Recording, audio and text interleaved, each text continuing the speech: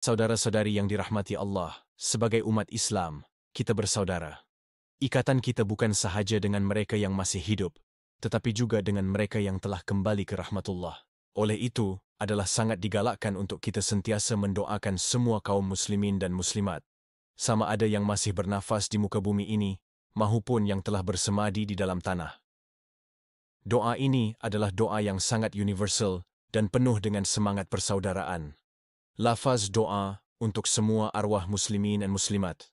Arab, Allahumma ghfir lil muslimina wal muslimat, wal mu'minina wal mu'minat, al-ahya'i minhum wal amwat. Terjemahan, Ya Allah, ampunilah dosa-dosa semua orang Islam lelaki dan perempuan, serta semua orang beriman lelaki dan perempuan, sama ada yang masih hidup di antara mereka ataupun yang telah meninggal dunia. Doa ini sering kita baca di penghujung solat kita. Ia menunjukkan betapa Islam mengajar kita untuk saling mendoakan. Bayangkan, jutaan umat Islam di seluruh dunia mendoakan kita, dan kita juga mendoakan mereka. Termasuklah mereka yang telah meninggal dunia, yang sangat memerlukan doa-doa daripada kita yang masih hidup ini.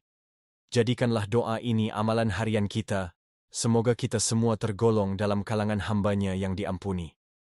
Dan akhir sekali, setiap kali kita berkumpul dalam majlis ilmu, majlis tahlil, atau apa jua perhimpunan yang baik, adalah sangat indah jika kita menutupnya dengan doa yang memohon keberkatan dan rahmat daripada Allah. Doa ini adalah doa penutup yang sangat sesuai untuk majlis tahlil atau sebarang majlis kebaikan.